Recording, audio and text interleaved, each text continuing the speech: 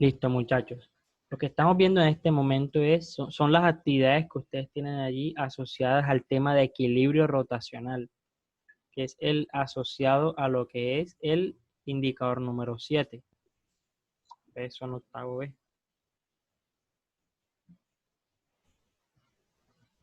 Listo, ustedes tienen allí un segundo tema asociado con esa segunda condición de equilibrio y es la que se asocia con el equilibrio rotacional. Antes nosotros veíamos lo que era el equilibrio traslacional, aquellos cuerpos allí que están quietos o que se están moviendo digamos, en trayectorias rectas allí con esas velocidades constantes. Pero ahora podemos tener equilibrios rotacionales donde los cuerpos se mueven de formas circunferenciales allí y aún así se encuentran en equilibrio. Entonces entra a jugar una segunda propiedad o una segunda condición de equilibrio allí, ¿bien? En el equilibrio rotacional tenemos cuerpos allí que se encuentran en giro, que se encuentran rotando alrededor de puntos de rotación y aún así se encuentran en equilibrio. Entonces la diferencia entre uno y el otro es la forma en que se mueven o la forma en que no se mueven. Listo, anteriormente no se movían bajo ninguna forma. Acá los objetos también pueden estar así, pero asociados a fuerzas que ocasionen rotaciones, ¿bien? Como es el caso de un concepto que ustedes veían bastante allí y era el de momento de una fuerza o torque. Puede llamarse de la misma forma, momento de una fuerza o torque. Listo, es un concepto nuevo allí en el que ustedes pueden saber allí o pueden identificar la forma en la que las ciertas fuerzas puestas de cierta forma lo que ocasionan son giros en los cuerpos. ¿Listo? Y una forma común para encontrarlo es el torque. Entonces, la segunda condición de equilibrio o esta de equilibrio rotacional se asocia a algo que se llama sumatoria de momentos igual a cero. ¿Listo? Que es esto que yo les estoy señalando aquí. Eso que parece una E es un símbolo que se llama sumatoria. ¿Listo? Y todo lo que ustedes vean así es, todos los momentos que aparezcan allí se suman, sean positivos o negativos. Y es igual a cero porque todos se encuentran en equilibrio, todos se contrarrestan entre sí para que el cuerpo se mantenga en equilibrio, ¿bien? Entonces, este es el equilibrio rotacional del que le hablamos a ustedes. Los momentos o torques se provocan por fuerzas que se provocan y que generan giros. ¿Listo? Entonces, de ahí nace todo ese concepto. Ahora, lo importante ahí es empezar a identificar qué cosas pueden ocasionar giros así. Te les doy ejemplos.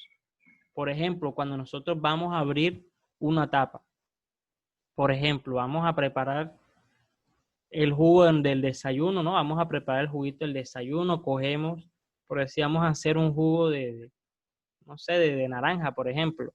Cogemos las naranjas, las partimos, las echamos allí en la licuadora, se cuela todo eso y tal. Entonces, cuando ustedes van a echarle el azúcar, ustedes tienen el azúcar guardada en un pote, vienen y cuando van a abrir la tapa, ustedes están haciendo una fuerza que está ocasionando un giro.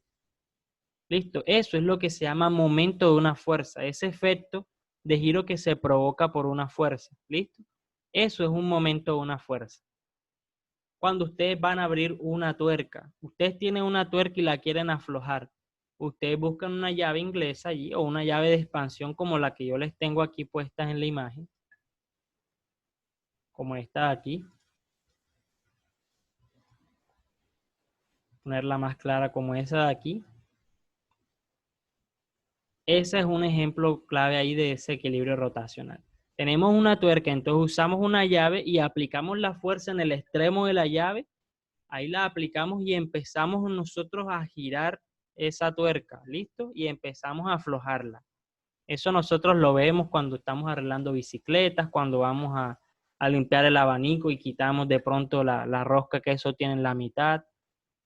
Listo, son ejemplos de cómo abrir. Ahí cuando vamos a tomar agua en la nevera, buscamos un termo que esté tapado y lo abrimos.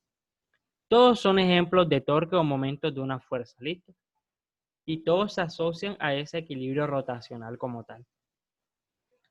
Listo, entonces es lo importante de esta sección, que comprendan ahí lo que es un momento, lo que es un torque. Bien. Ahora hablando un poco más de lo que es cada aspecto de eso, de que lo que es un torque y eso. Vamos a borrar aquí.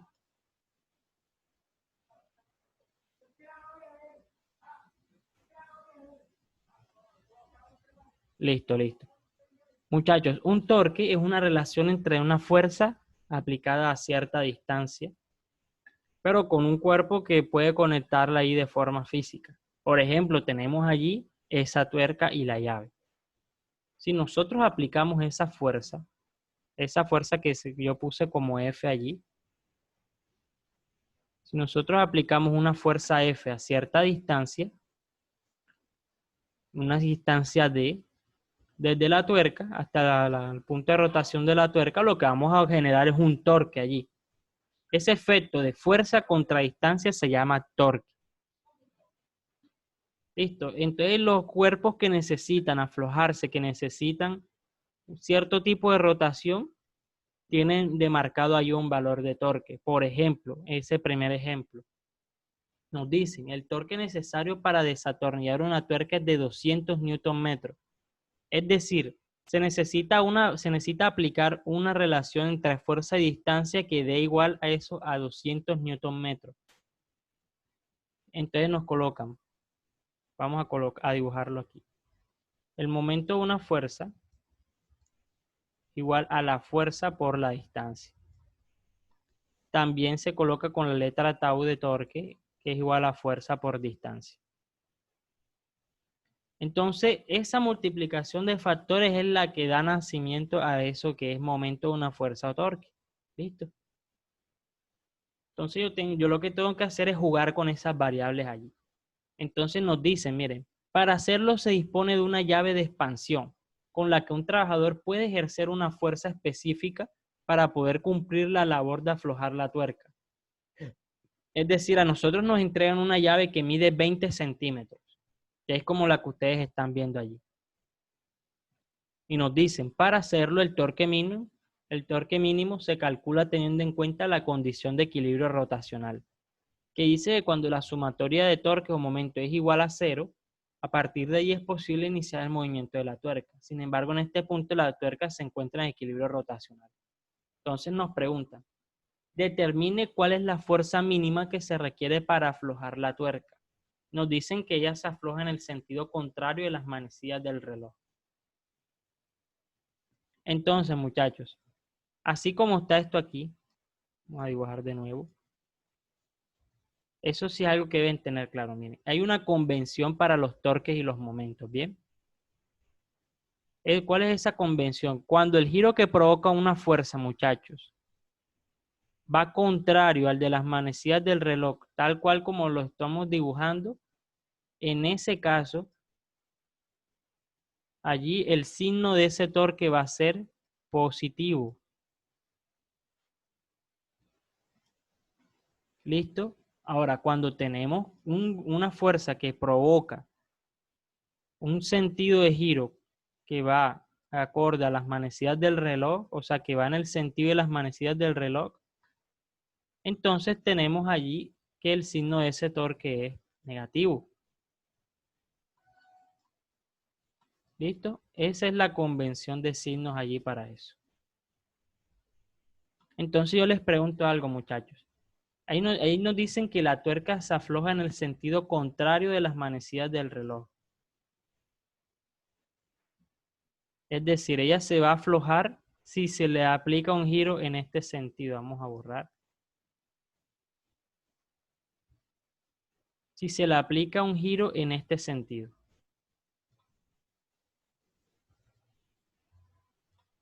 Entonces, muchachos, viene la pregunta ahora. ¿Hacia qué dirección yo debo aplicar una fuerza en ese extremo para yo poder generar ese giro de esa forma? ¿Hacia arriba o hacia abajo? ¿Ustedes qué opinan, muchachos? Adelante, el señor Juan David González. Hay que aplicar la fuerza hacia arriba. Es correcto, Juan David, muy bien. Si aplicamos la fuerza hacia arriba, vamos a lograr allí que ese cuerpo gire de esa forma. Entonces, el valor del torque provocado va a ser positivo, tal cual como nos está diciendo esa convención allí. ¿Listo? Colocamos que esta es F. Esa llave allí está midiendo 20 centímetros de longitud. Entonces aplicamos lo que viene haciendo esa condición de equilibrio rotacional que nos están diciendo. Hay un segundo torque que se ocasiona aquí y les voy a decir cuál es. Miren, cuando ustedes están aflojando una tuerca allí, ustedes sienten una fuerza siempre, que ustedes tienen que aplicar una fuerza y ustedes sienten sobre ustedes, muchachos, que hay algo, una fuerza que lo impide, una fuerza que está contraria a ese movimiento que queremos nosotros aplicar. Y esa es la reacción de la tuerca a la fuerza que nosotros estamos haciendo, ¿listo? Entonces de ahí nace ese concepto de equilibrio rotacional, que esa fuerza que nosotros hacemos se iguala a la otra, ¿listo? Y a partir de ese punto, cuando nosotros logramos igualar ahí, es cuando eso empieza a aflojar. Entonces, partimos desde esa condición de equilibrio, donde dice que la sumatoria de momentos es igual a cero. Voy a borrar esto acá.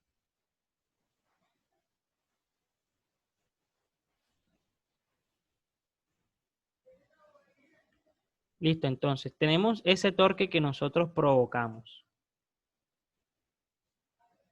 que es positivo. Vamos a llamarlo M1, que es el que nosotros provocamos y es positivo. Listo, porque lo generamos contrario al de las manecillas del reloj.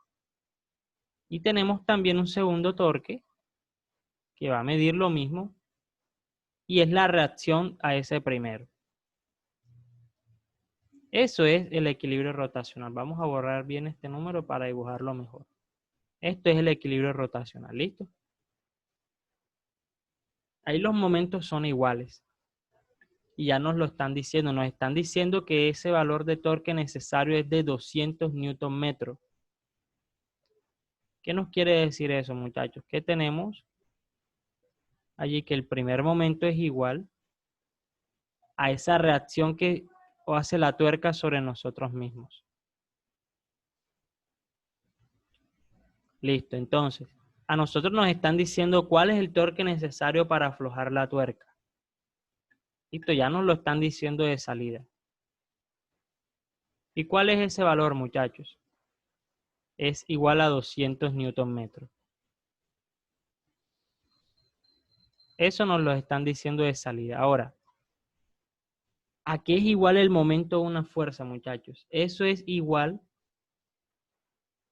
a la fuerza por la distancia. Igual a 200 metros. 200 newton metros. Entonces, muchachos, cuando nosotros llegamos a esta expresión de aquí, lo que tenemos ya es una relación de variables entre la fuerza y la distancia. Nosotros ya tenemos la distancia porque es la llave que nosotros tenemos allí, ¿listo? Y lo que nos están preguntando en este problema es esa fuerza que está allí. Entonces, para nosotros encontrar este valor de fuerza, muchachos, lo que hacemos es despejar esa expresión de allí. Y lo que hacemos es aplicar los procedimientos vistos en matemáticas. Si nosotros estamos multiplicando aquí la D por F, ¿cómo pasaría esa D del otro lado? Pasaría dividiendo. ¿Listo? Continuemos acá. Profe, disculpe, buenos días. Buenos días, profe. ¿Cómo está? Un día para todos los niños. Veo varios niños, profe, sin cámara. Duván, segundo llamado de atención, Duván. Otra vez con gorra. ¿Te puedes mochar? Claro que sí, muéstrame. Alza la cámara. No te veo la cara, mira. No te la veo. Muéstrame la cara. Ya, ahí. Hay que mirar los gestos y qué pasa. O sea, se ponen, no sé, en una actitud que no van a ganar nada con eso. A mí no me gusta estar regañando. Pero ustedes hacen que uno lo esté regañando constantemente. ¿Por qué Fandiño no tenía la cámara si tiene cámara? Sí, ya tiene cámara, claro. ¿Por qué no tenía la cámara colocada? Chaori, yo sé que está en 2 dispositivos, por eso no tiene cámara.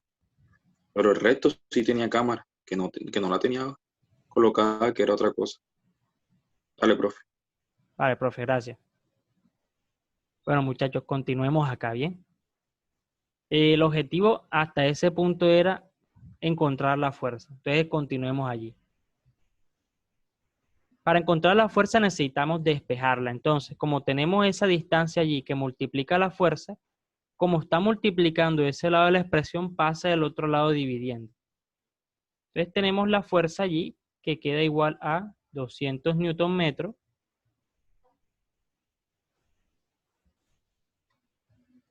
que se divide entre esa distancia. Muchachos, ¿y cuál es esa distancia? Los 20 centímetros que nos están diciendo el problema. Pero ahí viene un punto, esa distancia está en centímetros. Entonces ahí viene un primer problema, muchachos. Si yo quisiera pasar 20 centímetros a metros, porque es que lo debemos trabajar en las mismas unidades que tiene el torque arriba, ¿cuánto daría eso en metros allí? Haciendo esa conversión, ¿cuál sería el resultado de 20 centímetros a metros? Adelante, Juan David. 0.20 metros. 0.20 metros, muy bien. Esa es la respuesta. Ahora sí reemplazamos en la expresión allí. Nos quedan 200 newton metros que divide a 0.20 metros. Muchachos, ¿y cuál sería el resultado de esa operación allí?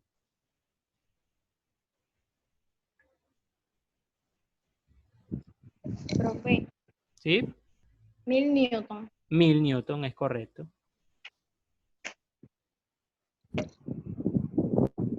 La respuesta es 1000 newton. Profesor, ¿y por qué está 0.2? El 0.2 es la conversión de 20 centímetros a metros que habíamos dicho anteriormente. ¿Qué es lo que sucede? Mira, que las unidades del torque o del momento de una fuerza están de newton multiplicados por los metros. Es decir, nosotros tenemos que utilizar una distancia que esté en metros también, pero inicialmente la tenemos en centímetros. Entonces, por eso yo les pedí a ustedes que hicieran la conversión de 20 centímetros a metros. Nos comentaron que era 0,20 metros de Juan David. Entonces, lo ponemos así dentro de la expresión allí. Quedaría 200 newton metros dividido entre 0,2 y el resultado es, tal cual como escuché, 1000 newton. Esa viene a ser la respuesta. Entonces, esa es la fuerza que se debe aplicar allí, muchachos, en la llave para que esa tuerca pueda aflojar. ¿Listo? Con respecto a ese procedimiento, ¿tienen alguna duda, muchachos? No, profe, todo claro. Listo, listo, excelente. Miren, muchachos, esto es el equilibrio rotacional, ¿listo? Entonces, lo que hacemos ahora es hacer un análisis de todo lo que hemos venido haciendo. Y ahí es donde viene la segunda pregunta. La segunda pregunta nos dice, si se desea disminuir la fuerza necesaria para aflojar la tuerca en el anterior ejercicio, ¿se debe emplear una llave de mayor o menor longitud a la actual de 20 centímetros? Es decir, vamos a suponer que 1000 newton es una fuerza muy grande, es decir, ni el profe Hanner ni el hombre más fuerte del mundo va a abrir esa tuerca con 1000 newton, porque eso es muy grande, eso no lo va a abrir, eso nadie lo va a aflojar así. Entonces, ahí viene la pregunta, nos dan una llave de mayor longitud y una de menor longitud, y vamos a suponer que vamos a aplicar la fuerza en el extremo. Muchachos, ¿cuál llave sería adecuada para disminuir esa fuerza actual de 1000 newton? Escuchemos a Juan David González esta vez. Adelante, Juan David. Profe, lo que yo entendí de la guía es que a menor distancia, a menor fuerza se tiene que aplicar, ¿no? A menor distancia, menor fuerza. Fuera al revés. Profe, yo entendí que a mayor distancia, a mayor longitud se aplica menos fuerza. Esa es la cuestión. Muy bien, vale, muy bien. Juan David, mira, entre más larga sea tu llave, menor es la fuerza que tú tienes que aplicar. Listo, vamos a borrar acá esta primera parte para explicarte un poco mejor esa parte. La respuesta es la llave de mayor longitud, es la que se debe emplear para disminuir esa fuerza. O sea, profesor, una pregunta, ¿sería inversamente proporcional? Es correcto, muy bien, muy bien. Muy bien allí. Miren, el momento de una fuerza es igual a fuerza por distancia. Entonces, ¿qué es lo que es constante aquí, muchachos? Ese valor de M es constante y es igual a 200 newton metros, ¿listo? Eso no cambia. Lo que cambia acá, con lo que nosotros podemos jugar aquí, en este caso de aumentar o disminuir la fuerza, son los valores de F y D. Entonces, a nosotros nos dan la opción de elegir una llave de mayor o menor longitud. Entonces, si esto no cambia, si esto es constante, esto de aquí es constante, y estos son los dos valores que podemos cambiar. Si nosotros aumentamos la distancia, para que esta constancia se cumpla, la fuerza de acá debe disminuir. Y por lo tanto, esa fuerza de 1000 newton va a ser menor. ¿Listo? Ya tendremos que aplicar una fuerza menor. Eso es lo que ocurre allí. Ahora, muchachos, si nosotros hiciéramos el caso contrario y utilizáramos una una distancia menor, es decir, una llave de menor longitud, para que se mantenga esa constancia, ¿qué ocurriría con la fuerza en ese caso, muchachos?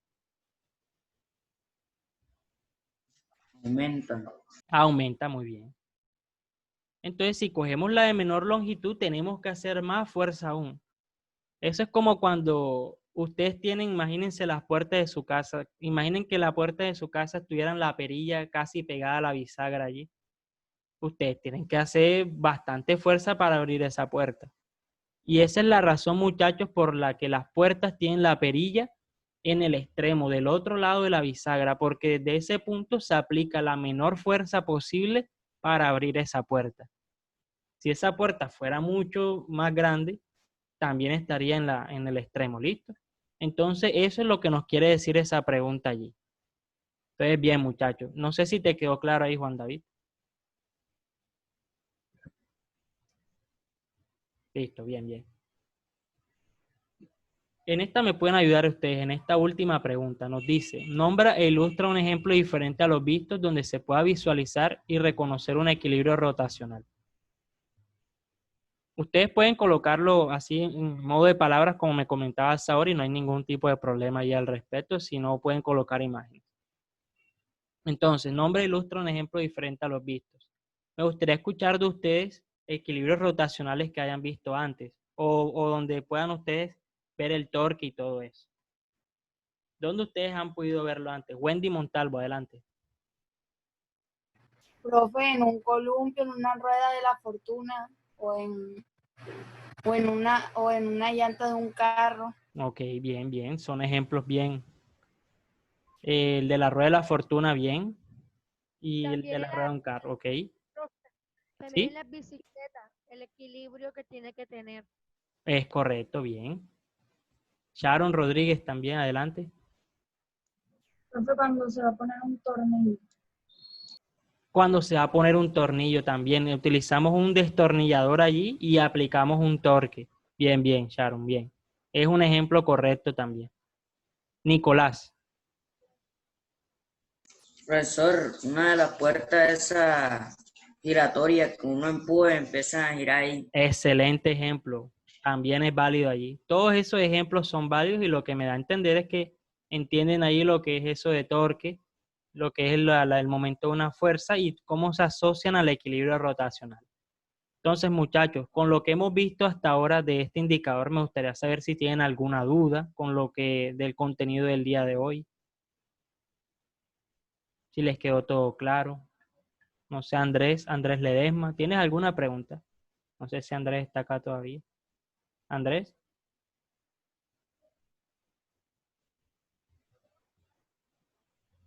Y el señor Jorge Luis Valdés.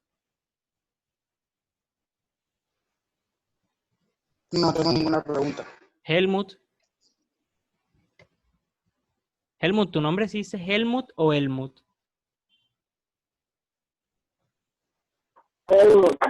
Helmut, bien.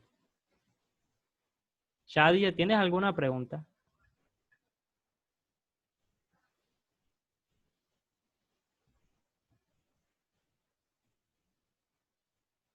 Shadia, ¿eso es un sí o un no?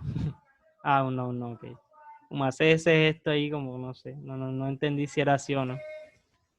Bueno, muchachos, bien.